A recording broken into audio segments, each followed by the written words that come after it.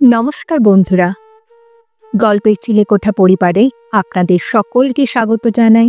আমি সায়নী। আজ আমাদের নিবেদন স্যার সৈয়দ মুস্তাফা সিরাজ রচিত গল্প দাম্পত্য। গল্পটি কেমন লাগলো কমেন্টে জানাবেন।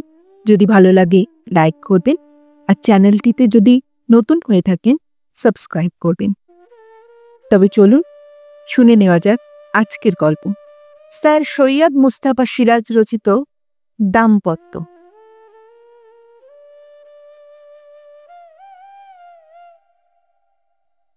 বীরেন্দা আমার দুঃসম্পর্কের মাস্তুতো ভাই, বয়সে বছর 10 বড়।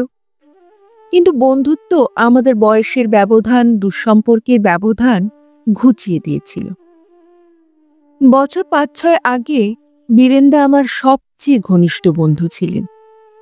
আমরা তখন মির্জাপুর স্ট্রিটের একটা মেস বাড়িতে একই ঘরে পাশাপাশি থাকতাম। সাহিত্য, সমাজ, দর্শন নিয়ে ছাদে অনেক রাত অবধি আলোচনা করতাম। সবসময় মতের মিল হতো তা নয়, কিন্তু সে অমিলে মনের মিল আটকাত না। অনেক সময় আলোচনার সুবিধার জন্য, বিতর্ককে বাড়িয়ে দীর্ঘ করবার জন্যেই বীরেন্দা যে বিরোধী পক্ষ সাজতেন তা আমি বুঝতে পারতাম।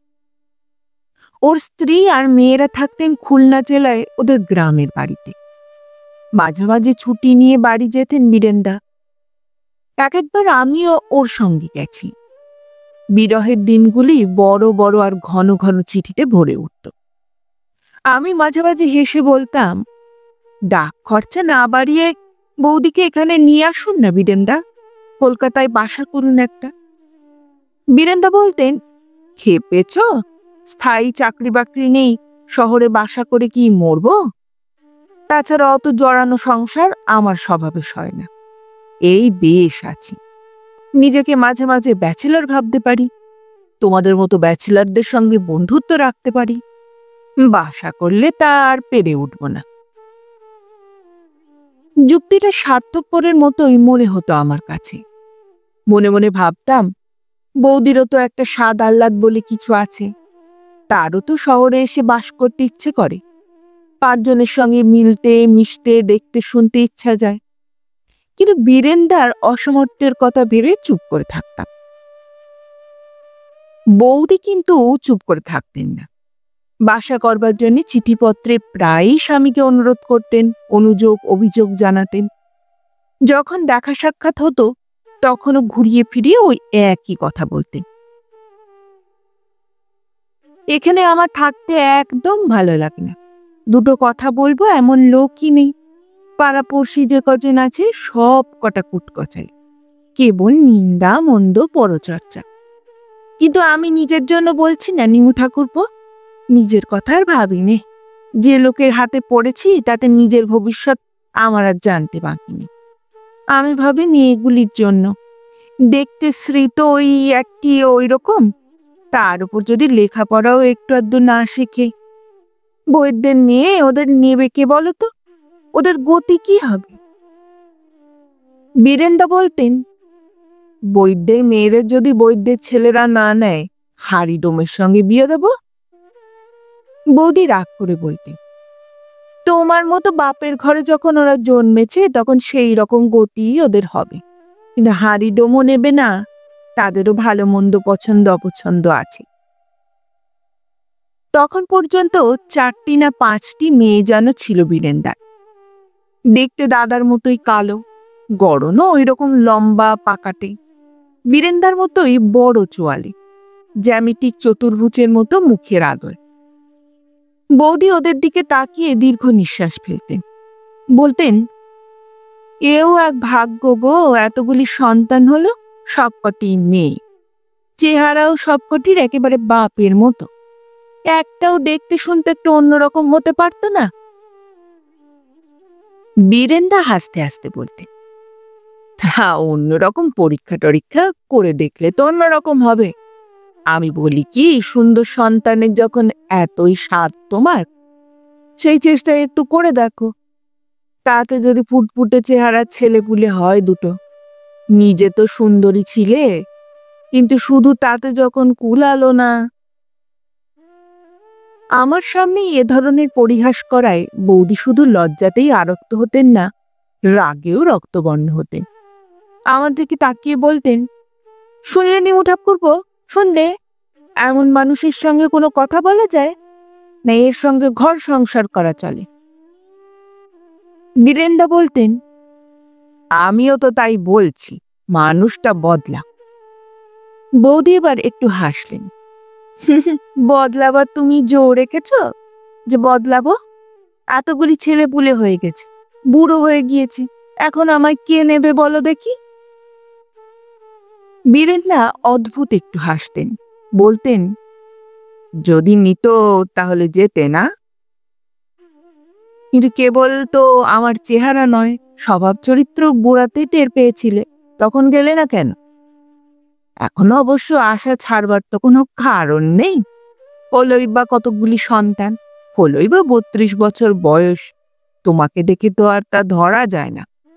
একটু আঁটো ভাবে সেজে গুজে থাকলে দিব্যি 25-26 বলে চালিয়ে দেওয়া যায়। কি বলো নির্মল, তা যায় না রমাকে? বীরেনদা সাধারণত স্ত্রীকে নাম ধরে ডাকতেন না। ঠাট্টা পরিহাস ব্যঙ্গ বিদ্রুপের সময়ই এমন করে স্ত্রীর নাম উচ্চারণ করতেন। একথার জবাবে রমা বৌদি বীরেনদার দিকে অপলোকে খানিকক্ষণ তাকিয়ে চোখ ফিরিয়ে নিয়ে বলতেন, এসো নিমু ঠাকুরপো, চা খাবে তো আমার রান্নাঘরে এসো, আমি এত দূর বয়ে আনতে পারবো না। বছর 5-6 আগে বীরেনদা শেষ পর্যন্ত কলকাতায় বাসা করলেন। মলঙ্গা লেনের পুরনো একটা দোতলা ভাড়াটে বাড়ির একতলায় ছোট ছোট দুখানা ঘর। জীর্ণ দেওয়াল থেকে অনবরত চুন বালি ঝরে পড়ছে, সাথে মেঝে, ঘরে একটি করে দোর আর 2টি করে জানলা আছে, কিন্তু তা দিয়ে আলো বাতাস যা ঢোকে তার চেয়ে সকাল সন্ধ্যায় পাড়াপড়শি উনানের ধোঁয়াটাই বেশি আসে। একদিন বীরেনদা নিয়ে গেলেন ওর বাসায়, রাত্রে খেতে বললেন। অনেকদিন বাদে রমা বৌদির মন খুব প্রসন্ন দেখলাম। এতদিনে তার স্বপ্ন যেন সার্থক হয়েছে, তিনি শহরে আসতে পেরেছেন। বীরেনদা বললেন, আমাদের কলকাতা তো এই, আসবার সঙ্গে সঙ্গে মেয়েগুলি কলকাতার মজা টের পাচ্ছে। 2টির জ্বর, 1টির পেটের অসুখ, আর 2টির এখনো কিছু হয়নি, কিন্তু 2 দিন বাদেই হবে। বৌদি বললেন, হবে, আবার সারবেও, অসুখ বিসুখ কি গ্রামে থাকতে হতো না নাকি? বীরেনদা বললেন, হতো, কিন্তু বিনা ডাক্তার কবরেজ ওষুধ ইঞ্জেকশনেই সারত। মার তুলসী পাতা শেফালি পাতার রসে তার নাতনিদের সব ব্যাধি আরোগ্য হতো। এইখানে কি আর তা হবে? আমি বললাম, কেন, মাসিমা বুঝি আসেননি? বীরেনদা বললেন, না, এখনো আসেননি, কিন্তু না এসে কি আর ছাড়বেন ভেবেছ? বলে কয়ে অনেক বুঝিয়ে সুজিয়ে তবে রেখে এসেছে। বুড়ো মানুষ, এই বন্ধ ঘরে দম বন্ধ হয়ে মারা যাবেন না? কিন্তু তাকে তো বোঝায় কার সাধ্য। শেষ পর্যন্ত বলে এসেছি, তোমাকেও পরের বারে নিয়ে যাব, তবে রয়েছে। অথচ সেখানে আর কিছু না হোক, কাঁচা মাটি আছে, আলো হাওয়া আছে, বলো নেই? রমা বৌদি বললেন, দেখো তো মুশকিল, কেবল আলো হাওয়াটাই সব বুঝি না? বীরেনদা তার কথার জবাব দিলেন না, আমার দিকে তাকিয়ে বললেন, সেখানে থাকলে আরো 10টা বছর সুস্থভাবে বাঁচতে পারতেন। রমা বৌদি বললেন, কোনো রকমে বেঁচে থাকতে পারলেই যেন হলো, মানুষের আর যেন কোনো স্বাদ আহ্লাদ থাকতে নেই, 2জন শিক্ষিত ভদ্রলোকের সঙ্গে মিশতে নেই, ছেলেপুলেদের শিক্ষা দীক্ষার কথাও ভাবতে নেই, শুধু বেঁচে থাকলেই হলো। বীরেনদা অসহিষ্ণুভাবে বাধা দিয়ে বললেন, বেশ তো, ভাবো না, বাধা দিচ্ছে কে? বৌদি বললেন, বাধা আর দেবে কে? তুমিই দিচ্ছ, তুমিই আমার সব আশা আকাঙ্ক্ষার শনি। কিন্তু শনির দৃষ্টির তলায় থেকেও বৌদি তার সাধ্যমতো স্বাদ মিটিয়ে চলতে লাগলেন। বুলি, টুনি আর রুনুকে কর্পোরেশনে প্রি প্রাইমারি স্কুলে ভর্তি করে দিলেন। নিজে পছন্দ করে ওদের ফ্রক আর জুতো কিনে দিলেন। নাপিত ডেকে দিয়ে নিজে দাঁড়িয়ে থেকে ছোট মেয়েদের চুল হাল ফ্যাশনের মতো বব ছাট করালেন। একদিন দেখলাম নিজেও স্যান্ডেল পায়ে ড্রেস করে শাড়ি পরে কোথায় যেন বেরোচ্ছেন। বললাম, কোথায় যাচ্ছেন বৌদি? বাপের বাড়ি নাকি? বৌদির বাপের বাড়ি বেলেঘাটা। এর আগে মাঝে মাঝে বেড়াতে আসতেন, কিন্তু সন্তানের সংখ্যা যত বাড়তে লাগলো তার বাপের বাড়ি আসাও তত কমতে লাগলো। ছোট বোনেরা বড় হয়েছে, বিয়ে থার পর তাদেরও ছেলেপুলে হয়েছে, এখন তাদেরও আনতে হয় বাবাকে। বাবা ভদ্রতা করে কতদিন রাখতে চাইলেও বৌদি নিজের বিবেচনা থেকেই আর থাকতে পারতেন না। আমার কথার জবাবে বৌদি বললেন, কেন গো ঠাকুরপো, বাপের বাড়ি ছাড়া কি আর যাওয়ার জায়গা নেই বুঝি? তোমার মতো কোনো বন্ধু টন্ধুর বাড়িও তো যেতে পারি। বৌদি মুখ টিপে একটু হাসলেন। আমি বললাম, তা বেশখানা সেই রকমই করেছেন। সঙ্গে যদি মেয়েরা না থাকতো তাহলে তাই বিশ্বাস করতাম। বৌদি বললেন, থাকলই বা ওরা সঙ্গে, তাতে হয়েছেটা কি? যারা পারে তারা এসব সঙ্গে নিয়েও পারে গো। এসব বাধায় তাদের কিচ্ছুটি যায় আসে না। সবাই তো তুমি, আমি আর তোমার দাদার মতো নয়। বললাম, আবার আমাকে টানছেন কেন? আমি কি দোষ করলাম? বৌদি বললেন, দোষ করেছ বই কি, তোমরাই তো পরামর্শ দিয়ে দিয়ে তোমার ওই দাদাটিকে অমন অকর্মা আর কাপুরুষ বানিয়ে তুলেছ। আমি বললাম, বেশ তো, এবার তো আপনি এসে গেছেন, আপনি ওকে কতখানি কর্মী আর বীর পুরুষ বানিয়ে তুলবেন তা দেখব। বৌদি হেসে বললেন, হাহা, সেই ইচ্ছেই তো আছে গো, এখন আমার সব কপাল। এরপর বীরেনদা আস্তে আস্তে বিচ্ছিন্ন হয়ে পড়লেন। আমার মনে হলো বৌদিই তা করালেন। চাকরির পরে টিউশন করে, লাইফ ইন্স্যুরেন্সের দালালি করে যাতে সংসারের আয় বৃদ্ধি হয়, তার জন্য বারবার তিনি বীরেনদাকে প্রেরণা দিতে লাগলেন। দাদার কাছে যদিও সেটা তাড়নাই মনে হতো। মেসে যখন আমার সঙ্গে দেখা সাক্ষাৎ করতে আসতেন, বেশিরভাগ সময়ই বীরেনদা স্ত্রীর বিরুদ্ধে নালিশ জানাতেন। বলতেন, স্থূল প্রকৃতি, স্থূল রুচির মেয়ে মানুষ, সংসারে খাওয়া পড়া ছাড়া আর কিচ্ছুটি চিনল না। আমি বলতাম, চেনার সুযোগ কোথায় বীরেনদা? প্রাইমারি নিডসগুলো তো আগে মেটা চাই। বীরেনদা বলতেন, দেখো, ওটা একটা কথার কথা, নেহাতি বাজে অজুহাত। প্রাইমারি সেকেন্ডারি কথাগুলি রিলেটিভ, আর যে সেকেন্ডারি কালই তা প্রাইমারি হয়ে ওঠে। নিডসকে প্রশ্রয় দিলে ওরা তোমার ঘাড়ে চাপবে। চোখের ওপর সেন্স অফ ভ্যালুস দিনের পর দিন কিভাবে বদলে যাচ্ছে দেখছ তো। কাল পাশের ঘরের ভাড়াটেদের সঙ্গে গিয়েছিল সিনেমায়, বাজে একটা ছবি। অত করে বারণ করলাম, তবু দেখা চাই। দেখবার লোভ যে ততটা আছে তা কিন্তু নয়। পাছে প্রতিবেশীরা মনে করে দেখবার পয়সা আমাদের নেই, সেই হলো ভয়। মজাটা দেখেছ? এমন করেই কথায় কথায় বৌদি প্রসঙ্গ টেনে আনতেন বীরেনদা। তারপর শুরু হতো স্ত্রীর অবাধ্যতার একগুয়েমির কাহিনী, সেই সঙ্গে সংসারের অভাব অনটনের কথা। আমার ভালো লাগতো না একেবারে। একদিন স্পষ্টই বললাম, বীরেনদা, আসুন এবার একটু অন্য কথা বলি। সংসারে স্ত্রী আর ছেলেপুলে তো শুধু আপনারই আছে এমন তো নয়। বেশ তো, খুব যদি অসুবিধা বোধ করেন ওদের দেশে ফের পাঠিয়ে দিন না। বীরেনদা বললেন, তার কি আর জো আছে গো ভাই? পাকিস্তান হওয়ার পরে মা পর্যন্ত এখানে চলে এসেছেন, ঘর তালা বন্ধ, বাড়িতে আর কেউ যাবেন না। বুঝতে পারলাম আমি অমন রূঢ় কথা বলায় বীরেনদা খুব আহত হয়েছেন। তিনি শিগগির আর এলেন না। আমি একদিন গিয়ে আনুষ্ঠানিকভাবে ক্ষমা চাইলাম। বৌদির সংসারের খোঁজ খবর নিলাম। বুলি টুনিকে ডেকে পড়াশোনার কথা জিজ্ঞাসা করলাম, কিন্তু তেমন করে আর জমল না।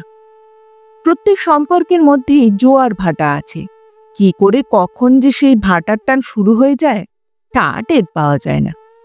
বীরেনদা যে মার্চেন্ট অফিসে ছিলেন সেটা ছাড়লেন, আবার আরেকটায় ঢুকলেন।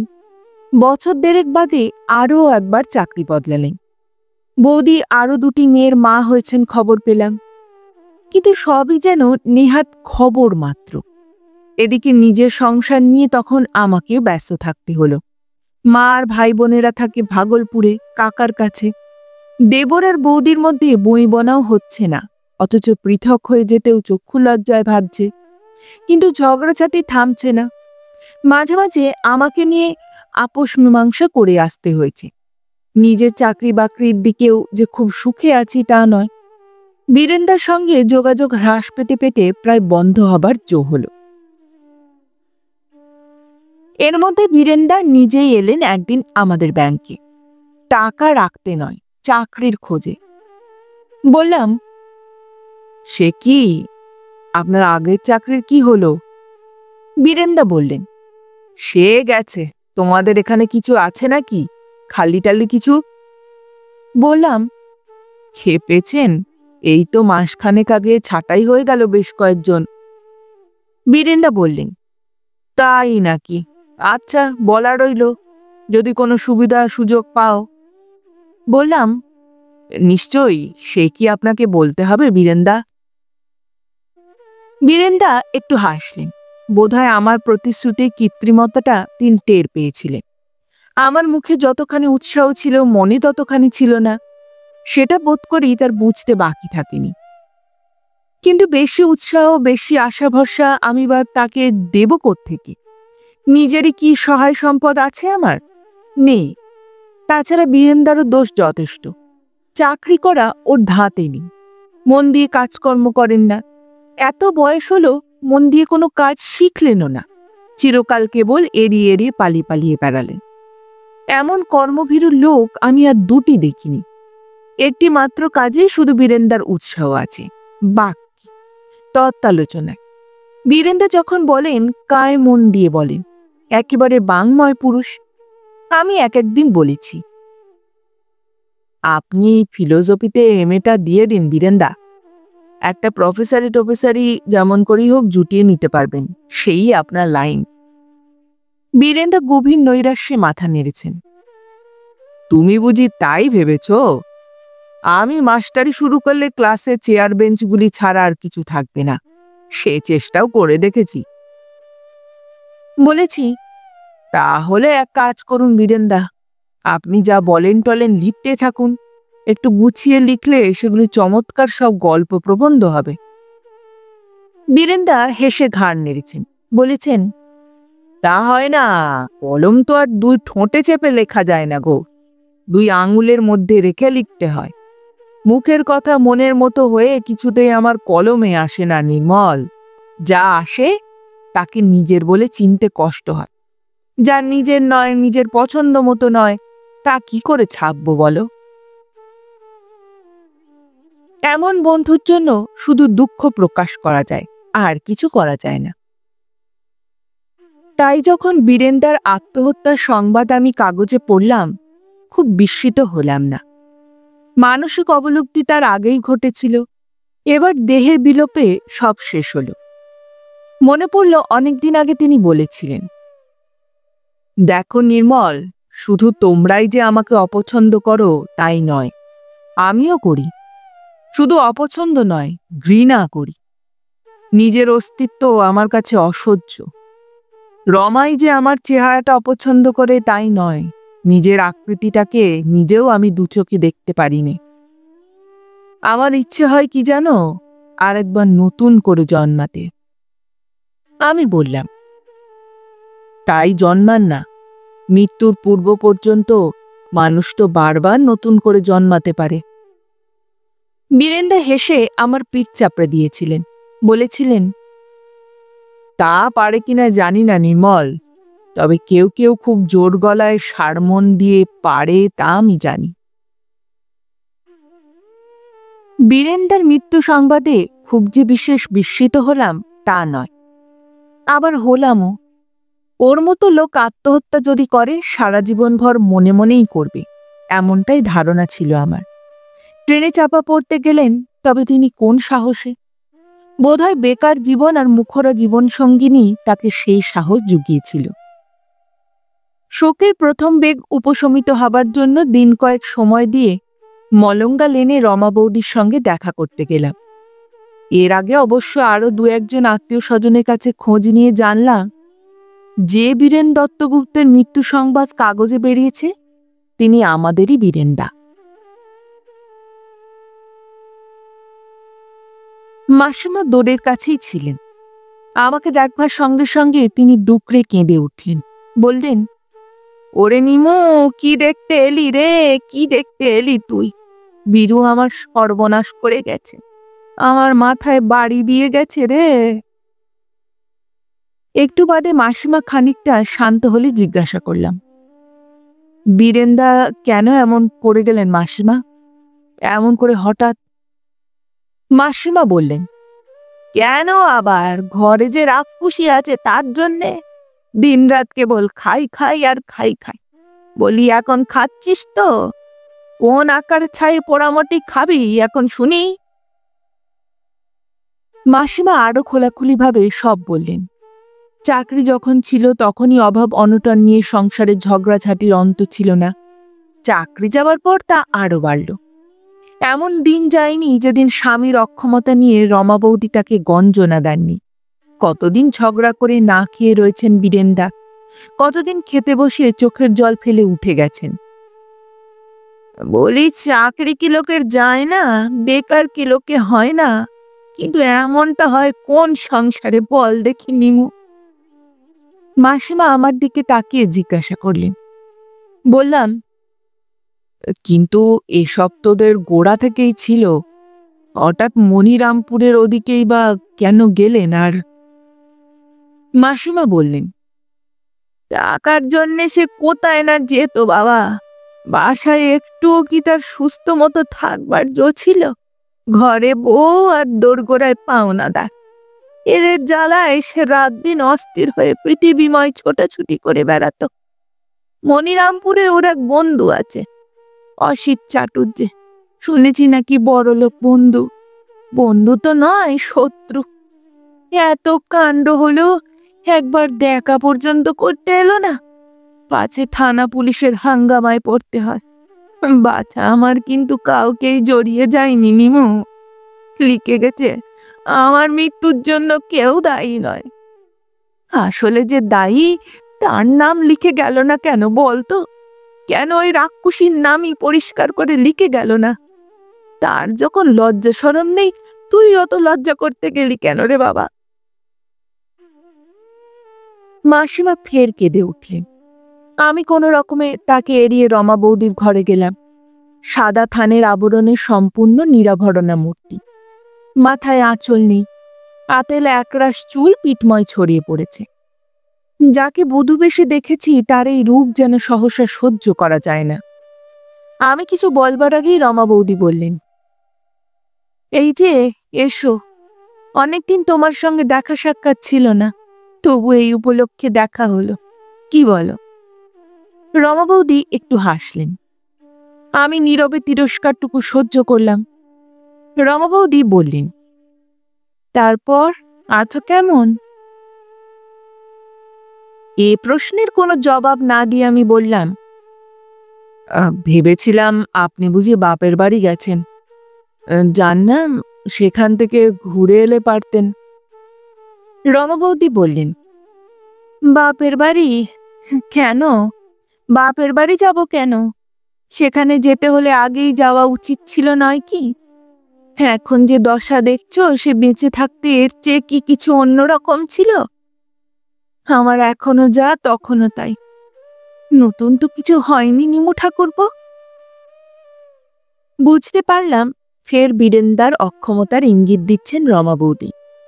স্বামী বেঁচে থাকতেও খাওয়া পড়া, স্বাদ আহ্লাদ, সুখ স্বাচ্ছন্দ্যের দিক থেকে তিনি যে বিধবার মতোই ছিলেন, এ কথাই বলতে চাইছেন রমা বৌদি। কিন্তু ওর ভঙ্গিটা আমার ভালো লাগলো না। যিনি চলে গেছেন তার সম্বন্ধে একটু ভাবপ্রবণ হবেন, এমনটাই যেন আশা করেছিলাম রমা বৌদির কাছ থেকে। সারা জীবনই তো স্বামীর অক্ষমতা নিয়ে অভিযোগ করেছেন। আজ তার জীবনান্তে এ প্রসঙ্গ না হয় রমা বৌদি নাই তুলতেন। মৃতের সঙ্গে মানুষের সংগ্রাম নেই, কিন্তু দেখছি মেয়ে মানুষের আছে। একটু চুপ করে থেকে বললাম, দুর্বলতা, অক্ষমতা পাপ বৌদি, কিন্তু সে পাপের প্রায়শ্চিত্ত তো তিনি করে গেছেন। রমা বৌদি চোখ দুটো যেন জ্বলে উঠল। পড়ে গেছে? কি বলছে তুমি নিমু ঠাকুরপো? সে জীবনভর শুধু পাপ করেছে, মরেও পাপ করেছে, আর তার সমস্ত প্রায়শ্চিত্ত করবার জন্য রেখে গেছে আমাকে। কেবল কি আমি, যাদের জন্ম দিয়ে গেছে ওই ৭-৭টা মেয়েকে, তাদের পর্যন্ত পাপের প্রায়শ্চিত্ত করতে হবে, তাদের ছেলে মেয়েদেরও করতে হবে। শুনেছি খারাপ খারাপ নাকি অনেক রোগ আছে, তা এক পুরুষ থেকে আরেক পুরুষে যায়, কিন্তু অক্ষমতার ব্যাধি যে তার চেয়েও সাংঘাতিক ঠাকুরপো। বললাম, সেই অক্ষম পুরুষ তো একমাত্র বীরেন্দাই ছিলেন না বৌদি। আমাদের দেশে, আমাদের সমাজে বীরেন্দা কি একজন? যে সমাজ ব্যবস্থার মধ্যে আমরা আজ আছি, তাতে ২-১জনই বরং বীরেন্দা না হয়ে পারে, কিন্তু বাকি সবাইকেই বীরেন্দা হতে হয়। জন কয়েক মিলে আরো সবাইকে বীরেন্দা হতে বাধ্য করে। অক্ষমতা অক্ষমতা করছেন, যার যেটুকু ক্ষমতা সেটুকু বিকাশের, সেটুকু প্রয়োগের সুযোগ এখানে কজন পাচ্ছে বলুন তো? যোগ্য ক্ষেত্র নেই বলেই তারা অযোগ্য। রমা বৌদি এসব তর্ক আর আলোচনা এড়িয়ে বললেন, একটু বসো নিমু ঠাকুরপো, চা করে নিয়ে আসি। বুঝতে পারলাম এ ধরনের নৈর্ব্যক্তিক কিংবা বহুব্যক্তিক আলোচনার মধ্যে যাওয়ার হয় রমা বৌদির সাধ্য নেই, না হয় ইচ্ছা নেই। তিনি একটিমাত্র ব্যক্তিকেই শুধু চিনেছেন। তার অশেষ দুর্ভাগ্যের মূল কারণ হিসেবে তিনি সেই ব্যক্তি বিশেষকেই জানেন। আর কিচ্ছু জানতে চান না, আর কিছু মানতেও চান না। রমা বৌদি বেরিয়ে যাওয়ার সঙ্গে সঙ্গে তার ছোট ছোট ২ মেয়ে মিন্টি আর মিন্টি আমার কাছে এগিয়ে এলো। এতক্ষণ মা ছিল বলে আসবার সাহস ছিল না। মিন্টি আমার কানের কাছে মুখ নিয়ে চুপি চুপি বলল, রাঙা কাকু, আমাদের লজেন্স এনেছ? লজ্জিত হয়ে বললাম, না, আর একদিন আনবো। অন্যান্যবার যখন আসি ওদের জন্য লজেন্স কি বিস্কুট কিছু না কিছু নিয়ে আসি। আজ ওসব খেয়াল করিনি, তেমন মনের অবস্থাও ছিল না। বললাম, তোমার দিদিরা কোথায় গেছে? মিন্টি বলল, বড়দি আর মেজদিকে দাদু এসে নিয়ে গেছেন। শেষ দিন অদিরা গলিতে খেলছে। গলিতে খেলা ভারী খারাপ, না রাঙা কাকু? মিন্টি বলল, আচ্ছা রাঙা কাকু, ওরা তো গলিতে গেছে, বাবা গেছে কোথায়? ঠাকুমা বলে স্বর্গে গেছে। চায়ের কাপ হাতে রমা বৌদি ঘরে ঢুকলেন। মিথ্যে কথা, নরকে গেছে। আমি বললাম, ছি বৌদি। রমা বৌদি বললেন, ছি কেন? তোমাদের হিন্দু শাস্ত্রেই তো আছে, ওভাবে মরলে নরকে ছাড়া গতি হয় না। মিন্টি মিন্টি, যা বাইরে খেলটাল গিয়ে, যা তো এখান থেকে। তারা খেয়ে মেয়ে দুটি ভয়ে ভয়ে চলে গেল। রমা বৌদি নিজের জন্য ১ কাপ চা নিয়েছেন দেখলাম। কাপে একটু চুমুক দিয়ে বললেন, এবার আমার জন্য একটা দাসীবাদীগিরির চেষ্টা দেখো নিমু ঠাকুরপো। খেতে তো হবে, যে কুকুর বিড়ালগুলোকে রেখে গেছে তাদের খাইয়ে বাঁচাতে তো হবে। কিছু যে করব তারও কি জোর রেখেছে? বলবো কি, একেবারে খোঁড়া বানিয়ে রেখে গেছে আমায় ঠাকুরপো, অন্ধ করে রেখে গেছে আমায়। কথায় কথায় সেও খোঁটা দিত, তার মাও খোঁটা দেন। তোমার বড় বেশি আকাঙ্ক্ষা, কিন্তু আকাঙ্ক্ষার কি ওরা দেখেছিল নিমু ঠাকুরপো? রমা বৌদি আমার মুখের দিকে তাকিয়ে আমাকেই যেন জিজ্ঞেস করলেন কথাটা। আমাকে নিরুত্তর দেখে নিজেই ফের বলতে লাগলেন, আমি কি তার কাছে গয়নাগাটি চেয়েছিলাম, বাড়ি গাড়ি চেয়েছিলাম? তোমার গা ছুঁয়ে বলছি নিমু ঠাকুরপো, তা আমি চাইনি। চেয়েছিলাম শুধু মোটা ভাত আর মোটা কাপড়। তাও যখন জোটাবার কোনো লক্ষণ দেখলাম না, তখন বললাম, আমাকে আমাকে কিছু শিখিয়ে পড়িয়ে দাও, মেয়েগুলিকে দেখবে কে? রোগা বুড়ো শাশুড়িও তখন তা হতে দিলেন না, বললেন তাতে যে মান যাবে। বললাম, আজকাল কত মেয়েরা লেখাপড়া শিখে চাকরি বাকরি করছে, বাপের বাড়ি থাকতে তো কিছু শিখে আসতে পারেনি, অল্প বয়সে বিয়ে হয়ে গেল। আমি বললাম, কত বছরে বিয়ে হয়েছিল আপনার বৌদি? রমা বৌদি আমার দিকে একটু তাকিয়ে হাসলেন। বোধহয় ভাবলেন এই সুযোগে আমি তার বয়সের হিসেবটা জানতে চাইছি। কত আর, বছর 15-16। অবশ্যই শিখলে কি শিখালে সেই বয়সে আমি ম্যাট্রিক পর্যন্ত পাশ করে বেরোতে পারতাম, কিন্তু বাবার ওসব দিকে ঝোঁক ছিল না। ভাবলাম স্বামীর কাছে শিখবো। এসে দেখলাম স্বামীও সেই রকম। 19 বছর যাবৎ বিয়ে হয়েছে, সে একটা অক্ষরও আমাকে শেখায়নি। বই নিয়ে নিজে দিন রাত পড়ে থাকতো, কিন্তু আমাকে পড়াতে তার মন যেত না। স্বার্থপর, একান্ত স্বার্থপর আর আত্মসর্বস্ব একটা লোক ছিল। সে আমাকে কিছুই দিয়ে যায়নি নিমু ঠাকুরপো, দিয়ে গেছে শুধু 7-7টা কুকুর বিড়াল। আচ্ছা করে আমার হাত পা বেঁধে রেখে দিয়ে গেছে। আস্তে আস্তে আমি চা শেষ করলাম। সারাক্ষণ মৃত স্বামীর নিন্দামন্দই করতে লাগলেন রমা বৌদি। কোনো একটা মমতার কথা শুনলাম না তার মুখে। স্বামীকে স্মরণ করে একবারও তার চোখ অশ্রুসিক্ত হয়ে উঠল না। 19 বছরের দাম্পত্য জীবনের বীরেন্দা কি তাকে একটুও আদর সোহাগ করেননি? প্রথম যৌবনের সুখস্মৃতির কথা একবারও মনে পড়েনি রমা বৌদি? সেই স্নেহ প্রেমের অভাব চিরদিনের জন্য যে ঘটল, সে দুঃখ কি ওর মনে একবারও জাগে না? আমি এমন আর দেখিনি। কেমন যেন অস্বস্তি হতে লাগলো। রমা বৌদি বললেন, তাহলে দেখো ঠাকুরপো, একটু চেষ্টা চরিত্র করি। বাংলা লেখাপড়া মোটামুটি আমি জানি, ইংরেজিও জানি একটু আধটু, সেলাই টেলাইয়ের কাজও আমার জানা আছে। দেখো যদি একটু সুবিধে টুবিধে করে দিতে পারো। আমি বললাম, নিশ্চয়ই, সে কথা আপনাকে বলতে হবে না বৌদি। আমি সাধ্যমতোই চেষ্টা করব। বন্ধু বান্ধব সবাইকে বলবো, ভাববেন না, একটা না একটা ব্যবস্থা ঠিক হবে। সদরের কাছে ফের মাসির সঙ্গে দেখা হলো। তিনি বললেন, আমি আড়াল থেকে সব শুনেছি নিমো। হারামজাদের মুখ তো নয়, আগুন। সে বেঁচে থাকতেও তাকে দগ্ধে মেরেছে। এখন মরে যাওয়ার পরেও রাক্ষসী তাকে রেহাই দিচ্ছে না রে। মুখ দিয়ে 24 ঘন্টা ওর এমনই কেবল আগুন বেরোচ্ছে। যে শুনছে সেই অবাক হয়ে যাচ্ছে রে নিমু। হ্যাঁ রে, মরা মানুষের ওপর কারোর রাগ থাকে? আমি কোনো জবাব দিলাম না। মাসিমা বললেন, হ্যাঁ রে, ওর চোখে তুই এক ফোঁটা জল দেখলি?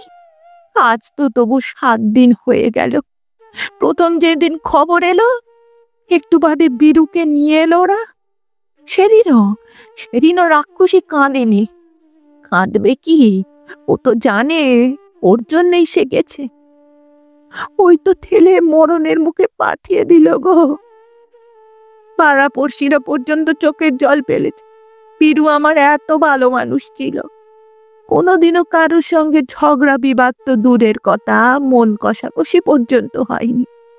কেবল ওই তাকে দু চোখকে দেখতে পারতো না, আর সবাই পারত, সবাই ভালোবাসত রে।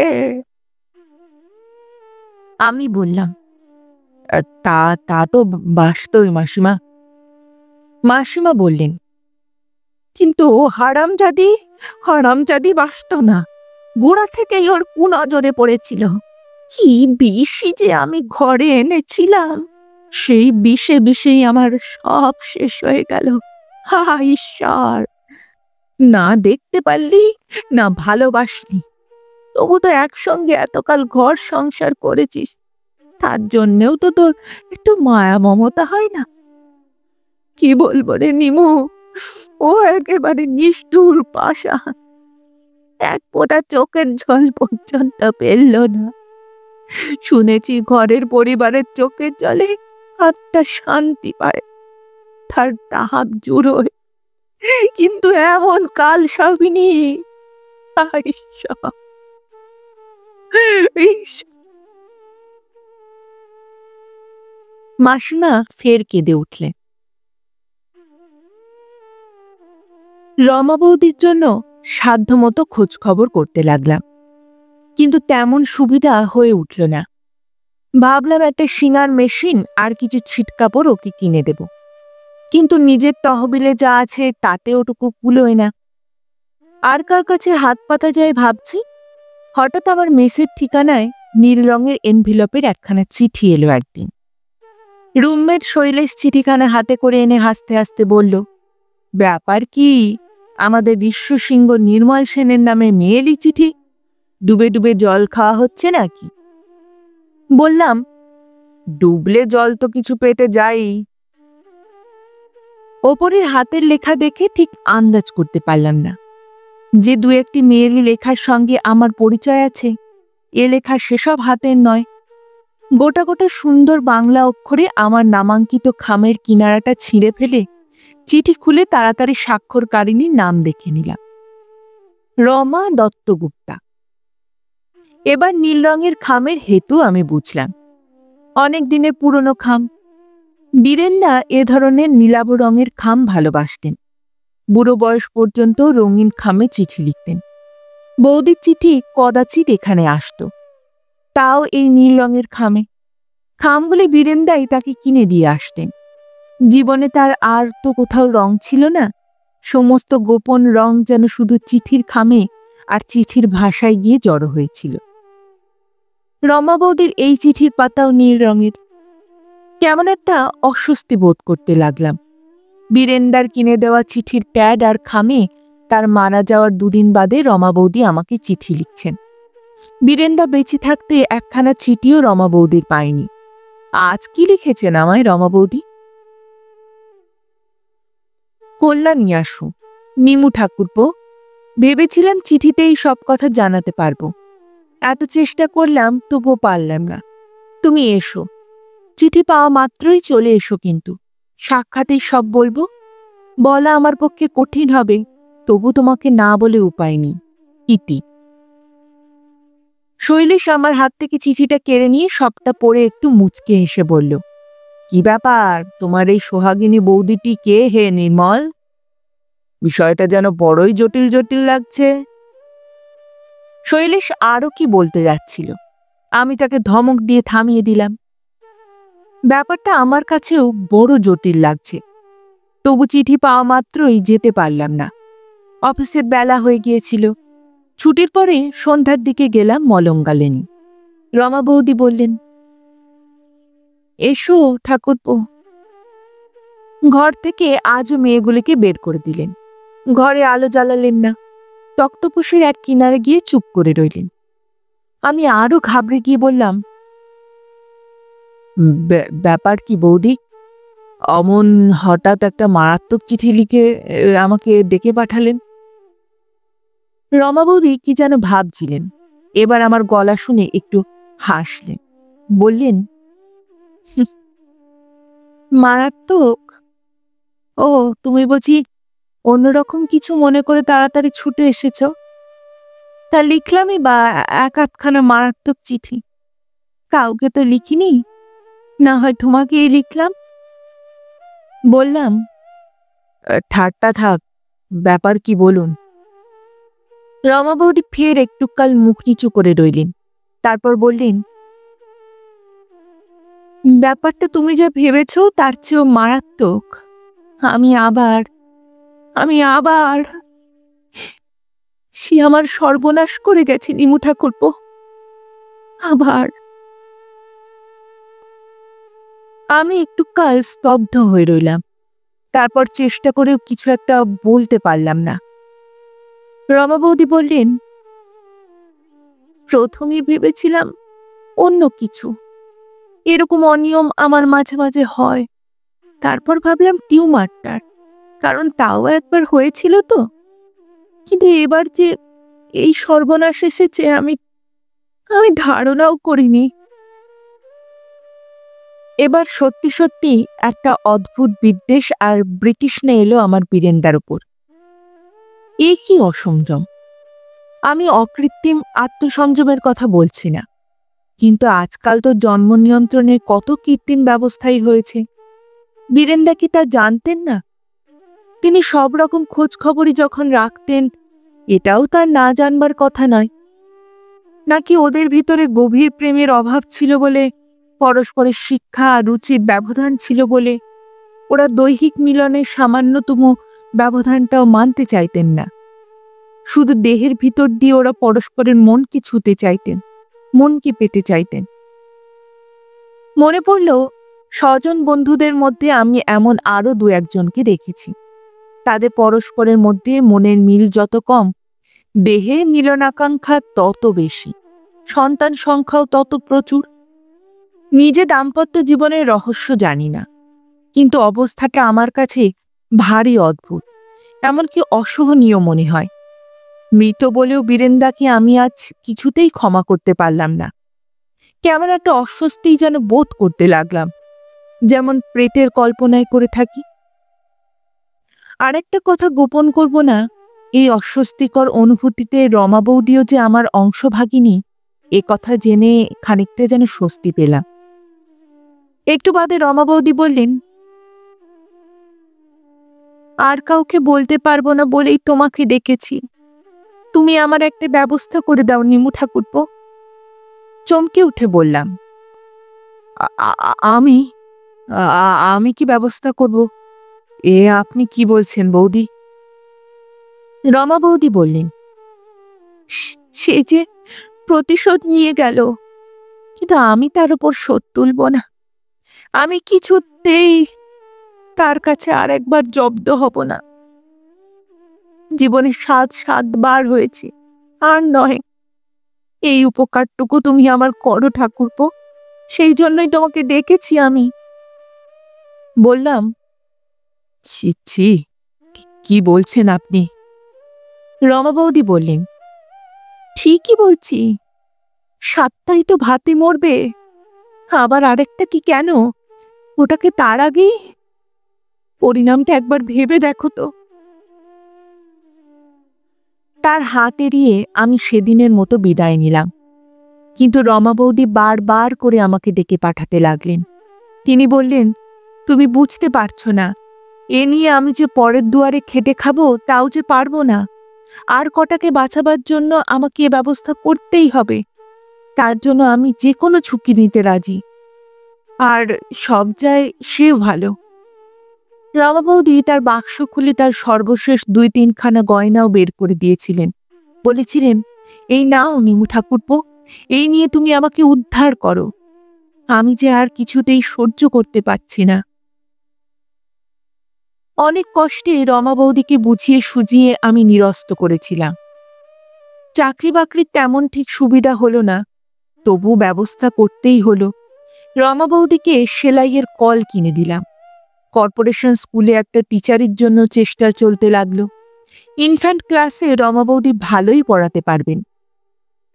সেক্রেটারি পাড়ারই লোক, জেনে শুনে তিনি সব বললেন, কিছুদিন বাদে ওকে তো ছুটি দিয়ে দিতে হবে, তার চেয়ে একেবারে সব ঝামেলা চুকলে বরং তিনি জয়েন করবেন, সেই ভালো। শুনে ফের রমা বৌদি আফসোস করতে লাগলেন।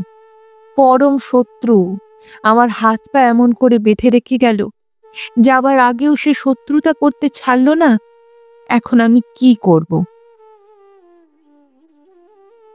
এর পরের ২ মাস রমা বৌদির একটানা কৃচ্ছ সাধন আর মৃত স্বামীর উদ্দেশ্যে গালিগালাজ আর কটূক্তি বর্ষণের কাহিনী।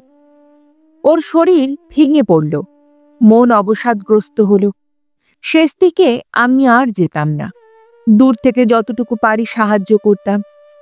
হাসপাতালের ব্যবস্থা অবশ্য বাবাই করেছিলেন। খবর পেয়ে আমি গেলাম দেখা করতে। ওর বাপের বাড়ির লোকেরা আগের দিন এসেছিলেন, আজ তারা আর আসেননি। রমা বৌদিকে তাই একাই পাওয়া গেল। তিনি আমার দিকে তাকিয়ে বললেন, এসো ঠাকুরপো। লক্ষ্য করলাম কৃষ আর রুগ্ন হওয়া সত্ত্বেও তাকে ভারী সুন্দর দেখাচ্ছে।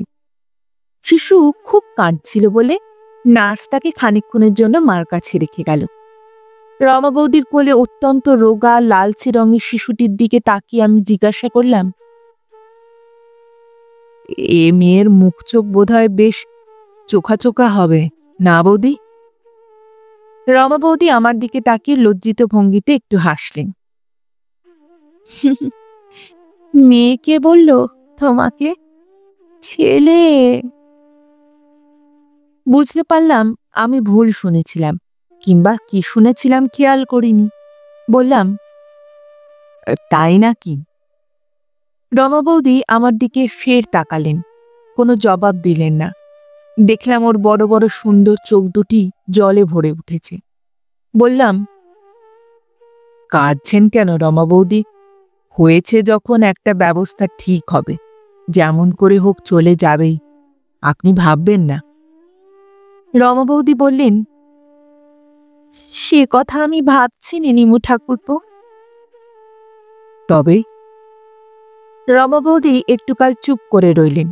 কিসের একটা আরক্ত আভা তার রুগ্ন ফ্যাকাশে মুখে ছড়িয়ে পড়ল। রমা বৌদি মৃদু স্বরে বললেন,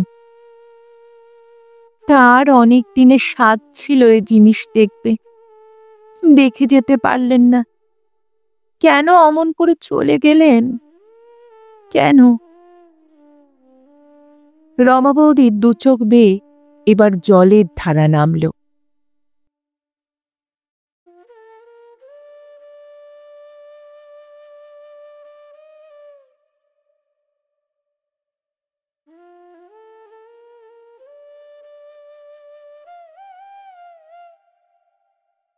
শুনছিলেন আজকের গল্প।